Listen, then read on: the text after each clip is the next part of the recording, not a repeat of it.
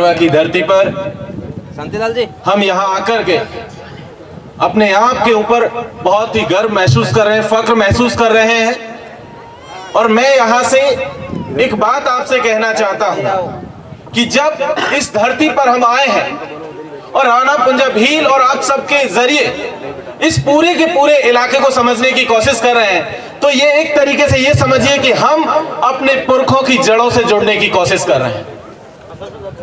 हमारे पुरखों के ऊपर बहुत लंबे समय से हमले होते रहे हैं, राणा पुंजा से लेकर के और पूरी की पूरी जो हमारी विरासत है, जो हमारे आदिवासी नायक हैं, उनके ऊपर लगातार हमले हो रहे हैं। और ऐसे में यहां से एक मैसेज देना बहुत जरूरी है कि ये जो हमले हमारे ऊपर हो रहे हैं, उन हमलों से डरने वाले हम लोग नहीं हैं। हम वो लोग हैं जो इस देश की बुनियाद में शामिल हैं। हम वो लोग हैं जिनकी शुरुआत से इस देश का इतिहास शुरू होता है। कुछ लोगों को लगता है कि हम बीच से आ गए हैं। जयपाल सिंह मुंडा की तस्वीर यहां पर लगी हुई है। जब संविधान सभा की बहस चल रही थी, तो संविधान सभा की बहस के दरमियान कई जगह पर एक जिक्र आया था भारत छोड़ो आंदोलन का। और उस भारत छोड़ो आंदोलन के जिक्र के समय पर जयपाल सिंह मुंडा एक बात कह रहे थे साथियों। उन्होंने कहा था कि ये भारत छोड़ो आंदोलन जो अंग्रेजों के खिलाफ इस देश ने छेड़ा हुआ है, ये बिल्कुल सही है, लेकिन इसके साथ साथ इसके बाद में और जो लोग बाहर से आए, चाहे वो मुगल हो, चाहे कोई और हो, आर्यंस हो, तमाम लोगों को भी भारत से छोड़ना होगा। और ये देश तभी जाकर के सच्चे मायनों में आदिवासी मुल्क होगा और आदिवासियों का देश होगा। साथियों, ये बात यहां से समझनी पड़ेगी।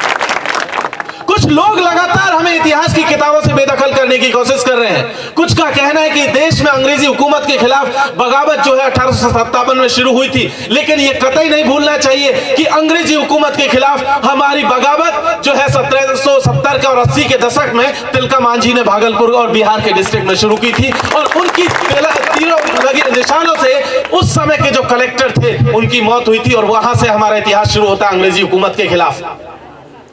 ये बिल्कुल नहीं भूलना चाहिए कि किस तरीके से टंटा मामा ने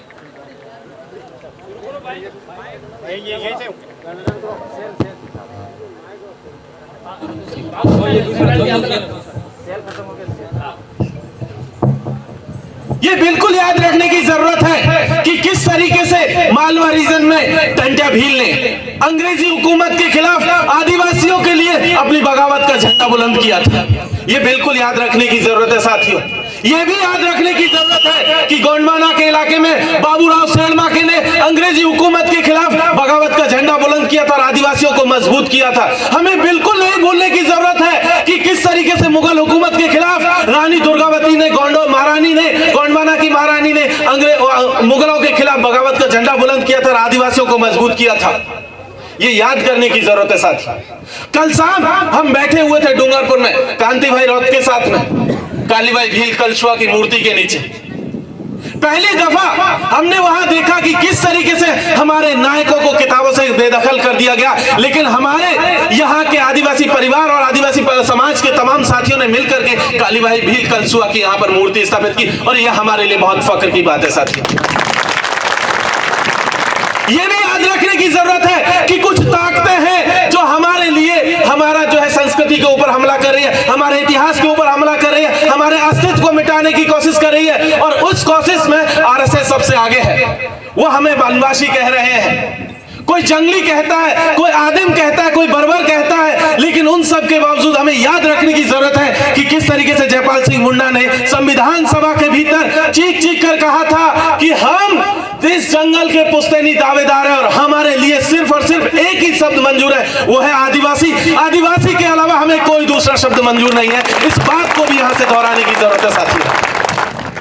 एक चीज इस देश में हम लोग लगातार देख रहे हैं, आदिवासियों के ऊपर दो हमले सबसे बड़े हो रहे हैं आज की तारीख में।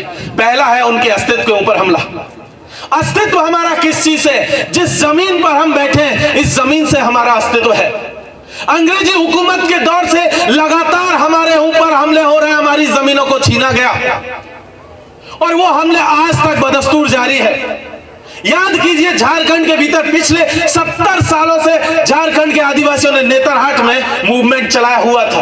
वो नेतरहाट का मूवमेंट पिछले महीने जाकर के खत्म हुआ। 70 अपनी जमीन बचाने के लिए। और उसी तरीके का संकट यहां पर भी है सेंचुरी के नाम पर। ये याद करने की जरूरत है कि इसी तरीके का एक आंदोलन छत्तीसगढ़ के भीतर सिलगेर के आदिवासियों ने चलाया हुआ है कि किस तरीके से वहां पर आदिवासियों की जमीनों को लगातार छीना जा रहा है। कहा जा रहा है कि यहां पर पुलिस कैंप बनाया जाएगा, लेकिन हम जानते हैं कि ये पुलिस कैंप के नाम पर दरअसल हमारी जमीनों को, हमारे जंगल को, हमारे पहाड़ को, हमारी नदी को ये लोग सुखा करके, जमीन दोज करके यहां पर प्राइवेट कंपनियां लगाना चाहते हैं, उनके लिए मुनाफा देना चाहते हैं ताकि उनका मुनाफा बढ़ता रहे और हमें इस जमीन से खत्म कर दिया जाए। और इस साजिश को भी समझने की जरूरत है। ये बिल्कुल याद रखिए साथियों कि ये पहली बार नहीं हो रहा जब आदिवासियों की जमीनों को छीना गया। याद कीजिए, अमेरिका के भीतर, ऑस्ट्रेलिया के भीतर वहां के आदिवासियों को खत्म कर दिया गया। आज की तारीख में आप देखेंगे तो वहां आदिवासी खत्म है। जब वहां पर आप देखें, अफ्रीका के भीतर एक बार कहानी आती है चिनिया अचेवे की। वहां पर हुआ यह था कि जब वहां पर ईसाई गए थे, तो ईसाई जब शुरुआत में गए थे तो उनके हाथ में केवल एक बाइबल थी और आदिवासियों के पास उनकी अपनी जमीनें थी। और जब तक आदिवासियों को उनकी आदिवासियत की समझ विकसित होती, समझ पाते, तब तक आदिवासियों के हाथों में बाइबल थमा दी गई और उनकी जमीनों पर ईसाइयों ने कब्जा कर लिया। सेम सिचुएशन इस देश में हो रहा है और आपके यहां पर हो रहा है। हम जब रास्ते में आ रहे थे तो देख रहे थे कि चर्च बना हुआ है। हमने देखा था उस मोड़ पर एक मंदिर बना हुआ है। ये दरअसल ये चर्च, ये मंदिर हमारी संस्कृति के ऊपर हमला है। इस चीज को भी समझने की जरूरत है। हमारी पहचान को बचाए रखने की जरूरत है साथियों। अगर हमने इस पहचान को नहीं बचाया तो हमारे पास कुछ नहीं बचेगा। अगर हमारी जमीन छीन ली गई तो हमारी संस्कृति खत्म हो जाएगी और जिस दिन संस्कृति खत्म हो गई, ये मान लीजिएगा कि हम साबित नहीं कर पाएंगे कि हम आदिवासी हैं कि नहीं है। वो लगातार हमारी भाषा के ऊपर हमला कर रहे हैं। इस देश में देख लीजिए कि अगले 10 साल में लगभग 170 से ज्यादा भाषाएं खत्म हो जाएंगी। और कौन लोग हैं जो इन भाषाओं को बोलने वाले लोग हैं? वो सिर्फ आदिवासी लोग हैं। जिस दिन भाषा खत्म होगी, आपके कस्टम्स खत्म हो जाएंगे, आपके कस्टमरी लॉज खत्म हो जाएंगे और उसके साथ साथ आपकी परंपराएं खत्म हो जाएंगी, आपका अस्तित्व खत्म हो जाएगा और आप खत्म हो जाएंगे साथियों। और यही हमारे देश की सरकारों में जो लोग बैठे हैं, चाहे कांग्रेस के लोग हो, चाहे बीजेपी के लोग हो, चाहे कोई और तीसरे दल के लोग हो, वो यही साजिश हमारे खिलाफ कर रहे हैं और इस साजिश को भी हमें बेनकाब करने की जरूरत है। कुछ लोग हैं जो इस देश में आदिवासियों को जो है दंगाई बनाने की कोशिश कर रहे हैं। उस बात को समझने की जरूरत है। वो लोग कहते हैं कि बेटा हिंदू धर्म खतरे में है, कोई कहता है इस्लाम खतरे में है, कोई कहता है कि जो है ईसाई खतरे में है, कोई कहता है बुद्धिस्ट खतरे में है। लेकिन एक चीज जान लीजिए साथियों, इनमें से कोई खतरे में नहीं है। सिर्फ और सिर्फ कोई खतरे में है तो आदिवासी खतरे में है। हमें आदिवासियों को बचाने की जरूरत है। वो हमारे बच्चों को दंगाई बनाना चाहते हैं, वो उनके हाथों में त्रिशूल देना चाहते हैं, लेकिन हमें एक चीज जान लेने की जरूरत है कि हम अपने बच्चों को दंगाई नहीं होने देंगे। उनके बेटे तो बीसीसीआई के चेयरमैन बनेंगे, किसी का बेटा मंत्री बनेगा, किसी का बेटा मुख्यमंत्री बनेगा, किसी का बेटा विदेश में जाकर के पढ़ाएगा, किसी का बड़ी कंपनी का मालिक होगा और वो हमारे बच्चों को दंगाई बनाने की कोशिश कर रहे हैं। हमें इस साजिश को भी बेनकाब करने की जरूरत है। हम अपने बच्चों को दंगाई होने से रोकने की जरूरत है। हम अपने बच्चों को आदिवासी समाज, उसकी संस्कृति और उसका इतिहास बताने की जरूरत है। एक चीज याद रखिएगा साथियों कि ये जिस तरीके का हमला है, उस हमले में ये चीज याद रखिएगा कि कोई भी भाई हमारा पीछे छूट ना जाए, कोई भी बहन हमारी पीछे छूट ना जाए। आदिवासियों की सबसे बड़ी खूबसूरती एक ही चीज है, सामूहिकता। वो सबको साथ में लेकर के आगे बढ़ने की परंपरा को लेकर के आगे बढ़ते रहे हैं।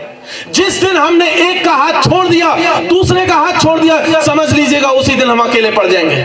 हमें किसी को भी साथ से छोड़ने की जरूरत नहीं है, हमें सबको साथ लेकर के आगे बढ़ने की जरूरत है और तभी सही मायनों में जाकर के आदिवासी एकता हम लोग कायम कर पाएंगे। और उसी आदिवासी एकता के जरिए हम लोग शायद सच मायने में अगर देखेंगे तो पाएंगे कि हमारा जो लड़ाई है, उस लड़ाई को तभी हम लोग जीत पाएंगे। सफदर हाशमी की एक कविता है, उस कविता के बाद में अपनी बात को खत्म करूंगा। पढ़ना लिखना सीखो ओ मेहनत करने वालों, पढ़ना लिखना सीखो ओ भूख से मरने वालों, कै खे गे घे को पहचानो, अलिफ अलिफ को पढ़ना सीखो, ए आई को हथियार बनाकर लड़ना सीखो। पढ़ो कि हर मेहनत कश को उसका हक दिलवाना है। पढ़ो अगर इस देश को अपने ढंग से चलवाना है। पढ़ना लिखना सीखो ओ मेहनत करने वालों, पढ़ना लिखना सीखो ओ भूख से मरने वालों।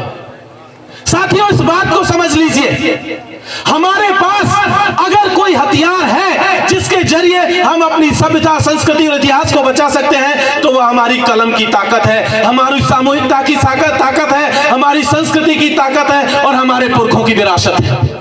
और इसी के जरिए हम अपने समाज को बचा सकते हैं और आगे ले जा सकते हैं। बहुत बहुत शुक्रिया। इंकलाब जिंदाबाद, भील प्रदेश जिंदाबाद, आदिवासी एकता जिंदाबाद।